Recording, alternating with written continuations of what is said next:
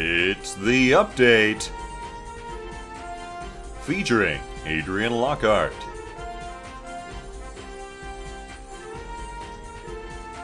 Brooklyn Anderl, Dana Jensen, Tim Kearney, Carly Tinsley, Brittany McIntosh, and Cody Callanan. Good evening and welcome to the update. I'm Adrian Lockhart. And I'm Brooklyn Anderl. Having a progressive culture is something that Sweden prides itself on.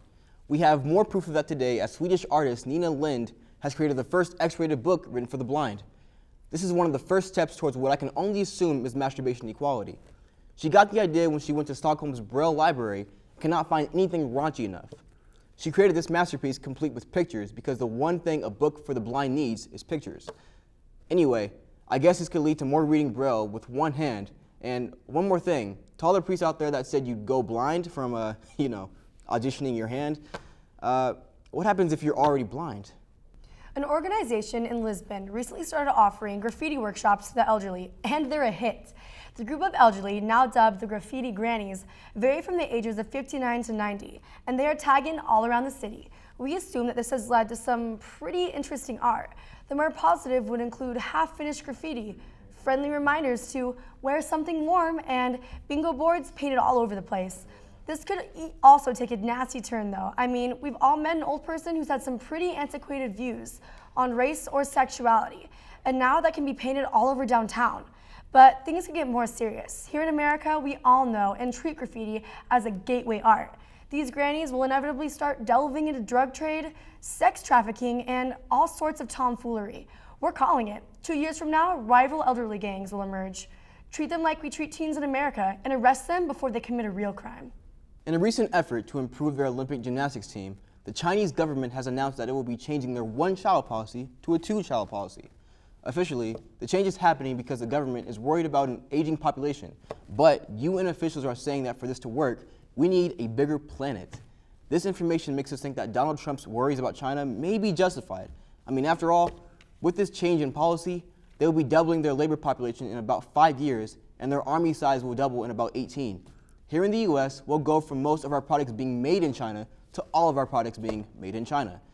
Then again, if this means that the next iPhones will be coming out twice as fast, it might be worth the trouble. Up next, we have Brittany with entertainment.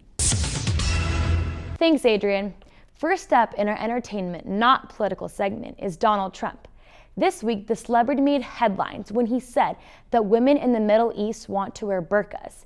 He continued to say that if he were a woman, he would choose to wear one because it's easier than putting on makeup. The real estate mogul also said that he is used to hearing no from people.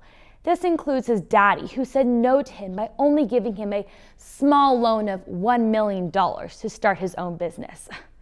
Thankfully, the GOP presidential candidate's removal from reality finally started to be reflected in the polls, where he was recently surpassed by Ben Carson, aka the Nutty Doctor. But no reason to panic though.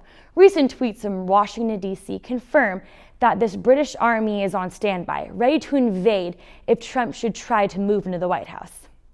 The duck-faced family known as the Kardashian clan somehow continue to make headlines with ridiculous headlines. This last week, Kim was criticized for wearing rubber sandals that cost $300. Meanwhile, Khloe Kardashian is making her way through the balls of basketball players. She recently put her divorce with Lamar Odom on hold, desperate to find that she's working on her relationship with James Harden. Lastly, there are rumors that Kanye and Kim are coming up on a divorce, even though Kim is going through the worst experience of her life, her pregnancy. Some people think that the couple is only together for the reality TV show, but the real mystery is why everyone still gives a anymore. That's all for entertainment. Back to the desk.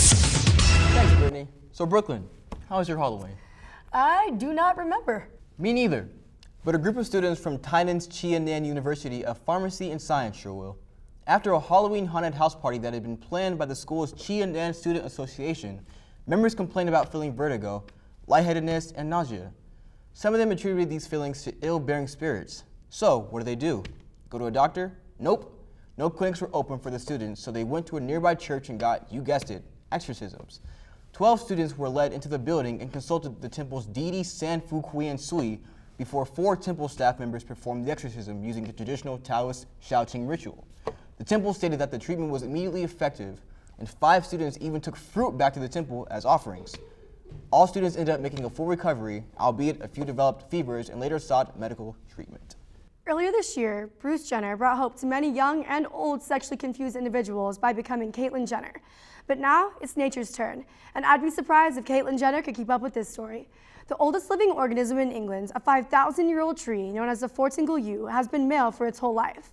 But recently, observers noticed berries sprouting on the upper branches of the tree, a characteristic only found in female yews. This is a huge step in the freedom of tree expression movement. It is actually quite common for trees of this species to change sex. However, seeing the process undertake on such a special tree is what makes this such a special story, comments Dr. Max Coleman of the Royal Botanic Garden. We here at The Update have nothing but support for the tree's decision and hope that it finds happiness in its future. At least this transgender role model isn't a narcissistic, crazy person. We now go to Dana for more breaking news and science. Common knowledge that Canadians are into some pretty weird stuff, like manners. But still, a Canadian scientist, Catherine Scott, took the internet by storm last week when she live tweeted the next big fetish, spider sex. Her tweets began with, "So what are y'all up to? I'm waiting for some spiders to get it on." And they're taking their sweet time, #science. Scott thrilled her followers with play-by-play tweets of the action, such as, "Male number 1 is throwing silk on the female. This is where it starts to get exciting, folks. The bridal veil is happening," followed by, "Never mind, I spoke too soon. He's gone back to destroying the female's web." Her engaged audience even began tweeting words of encouragement to the male spiders. When one of the spiders was denied, @MattNJ81 replied to say, "We've all been there." Her tweets also included pictures of spider genitals and great spider facts. We learned that spiders like to twerk, and more importantly, we found out that there is an unfilled niche in the porn industry. But before the genre takes off, the consequences must be considered. Like, what's the policy on streaming sexual cannibalism? And would these rules apply to half-breeds like Spider-Man?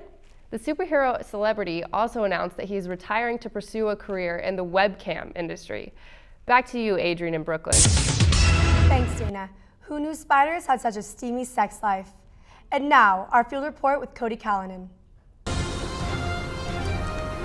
Thanks, Brooklyn.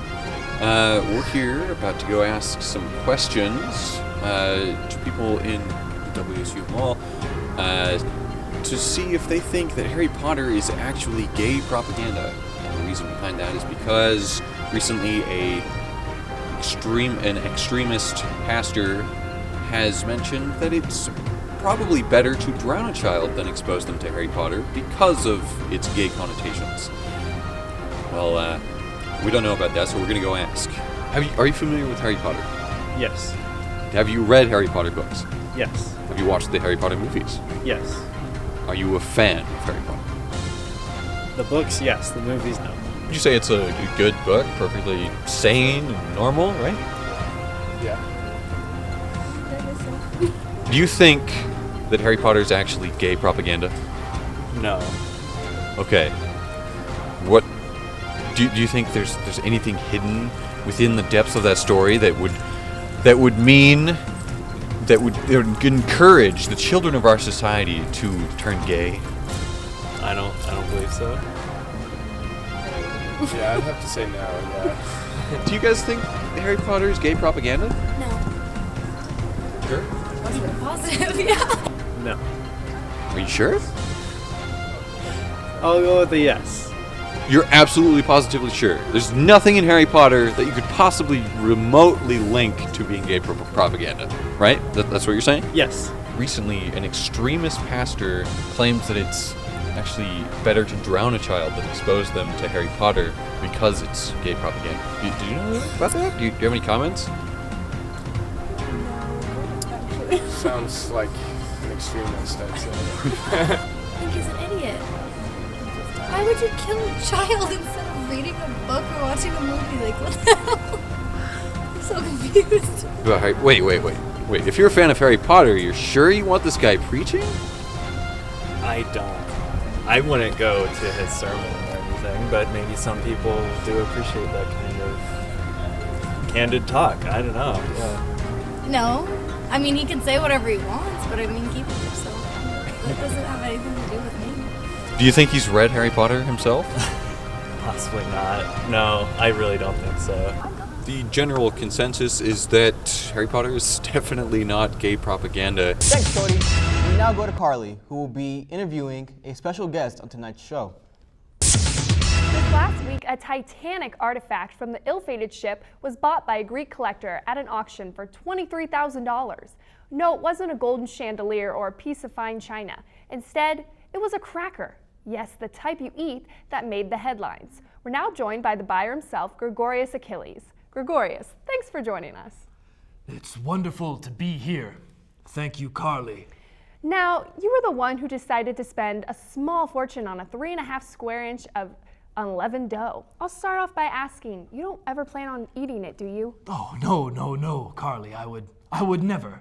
My plan is to preserve it in a hyperbaric glass frame so I can put it up on my wall beside my beloved granola bar from the city of Nagasaki after the atomic bomb was dropped. You can't be serious. How much did you pay for that? Well, there's not really a price you can put on living You mean edible? history. But with that said, the price tag was $15,000.